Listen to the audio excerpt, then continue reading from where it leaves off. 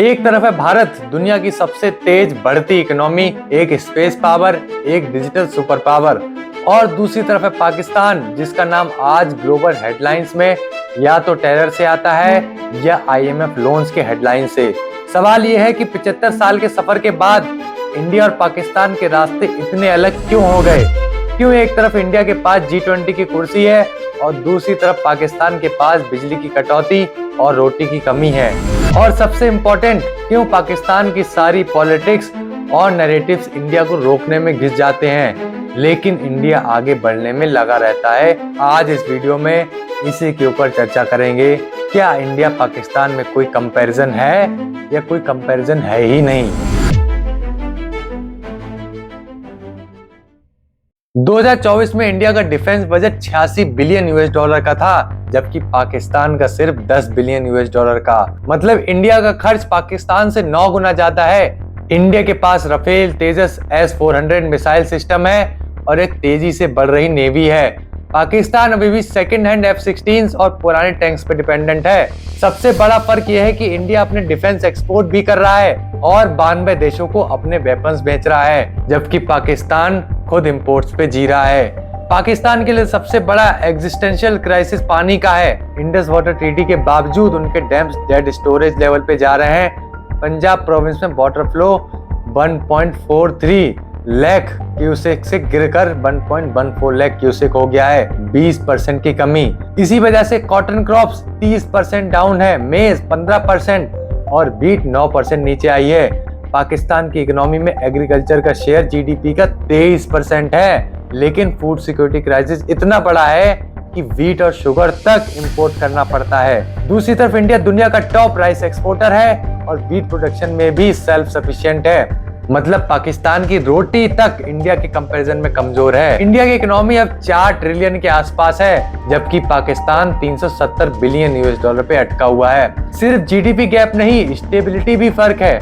IMF loan पे survival है। India इस वक्त हर साल 6.6 या 7% ग्रोथ दे रहा है और ग्लोबल सप्लाई चेन का पार्ट बन रहा है। डिफेंस एक्सपोर्ट्स जो 2013-14 में 686 करोड़ थे, वो 2025 में बढ़कर 23,622 करोड़ रुपए तक पहुंच गए हैं, 34 गुना ज्यादा। पाकिस्तान का एक्सपोर्ट बेस कॉटन और टेक्सटाइल तक सीमित है, वो भी पानी की शॉर्टेज से कोलैप्स हो रहा है। इंडिया की कुर्सी आज खुद ब्रिक्स, SCO और G20 सब जगह है। वैक्सीन, मैत्री और UPI जैसे डिजिटल पब्लिक गुड्स ने इंडिया को सॉफ्ट पावर, सुपर पावर बना दिया। पाकिस्तान सिर्फ OIC में लिमिटेड वॉइस है और वहाँ भी गल्फ कंट्रीज इंडिया के साथ खड़े होते हैं। इंडिया का डायस्पोरा 3 करोड़ से ज्यादा लोग दुनिया में पॉलिसी और रेमिटेंस दोनों इन्फ्लुएंस करते हैं। पाकिस्तान का डायस्पोरा मोस्टली गल्फ में मजदूर जॉब्स पे है, जहाँ से पैसे आते हैं लेकिन पॉलिटिकल वेटेज नहीं होता। मतलब इंडिया का ग्लोबल इन्फ्लुएंस हार्ड और सॉफ्ट दोनों पावर में है। पाकिस्तान विक्टिम कार्ड पे चल रहा है। इंडिया के अंदर डाइवर्सिटी के बावजूद एक इंटीग्रेशन मॉडल है। पाकिस्तान के अंदर अलग ही कहानी है। बलूचिस्तान में सेपरेटिस्ट मूवमेंट, सिंध में रिसेंटमेंट और पश्तून बेल्ट में टेररिज्म। पाकिस्तान की पॉलिटिक्स आर्मी और सिविल गवर्नमेंट की टग ऑफ वॉर में अटकी रहती है। दूसरी तरफ इंडिया में चैलेंज जरूर है, लेकिन डेमोक्रेटिक इंस्टीट्यूशंस और ग्लोबल पार्टनरशिप ने एक स्टेबिलिटी मेंटेन की है। इंटरनल इंस्टेबिलिटी पाकिस्तान की सबसे बड़ी कमजोरी है, जहां उनका अपना घर ही सिक्योर नहीं है। इसरो चंद्रयान 3 लैंड करा चुका है, Aditya L1 solar mission orbit में है और इंडिया स्पेस लॉन्चेस में ग्लोबल मार्केट ग्रैब कर रहा है। पाकिस्तान का सुपर को अभी तक एक भी इंडिपेंडेंट मिशन प्रॉपर्ली नहीं लॉन्च कर पाया। इंडिया ने UPI और आधार जैसे डिजिटल मॉडल्स दिए, जिसे अब दुनिया अडेप्ट कर रही है। पाकिस्तान अभी भी पावर कट्स और इंटरनेशनल डाउन्स पे फंसा रहता है। मतलब इंडिया का फोकस फ्यूचर पे है और पाकिस्तान अभी पास्ट में ही जी रहा है। डेप्ट बर्डन उनका सबसे बड़ा ट्रैप है। IMF लोन्स, चाइनीज CPC के लोन्स और अपने ही डिफेंस बजट का pressure. Climate change, water crisis से फूड प्रोडक्शन और नीचे जाएगा। पॉलिटिकल इनस्टेबिलिटी और टेरर इमेज ने इन्वेस्टर्स को ऑलरेडी भगाया हुआ है। पाकिस्तान अपने नैरेटिव्स को इंडिया ने हमें जुल्म किया से आगे ही ले नहीं जा पा रहा है।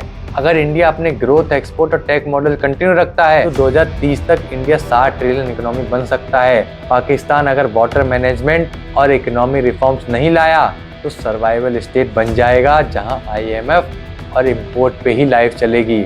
भारत एक सुपर पावर बनने की तरफ है, पाकिस्तान एक फेल्ड स्टेट सिनेरियो से बचने के लिए स्ट्रगल करेगा। लेकिन ग्राउंड रियलिटी ये है कि दुनिया भारत को रिस्पेक्ट करती है और पाकिस्तान को सिंपैथी के लिए देखती है बेचारा। और जियोपॉलिटिक्स में सिंपैथी से सर्वाइवल नहीं होता, स्ट्रेंथ से होता है, और स्ट्रेंथ भारत के पास है।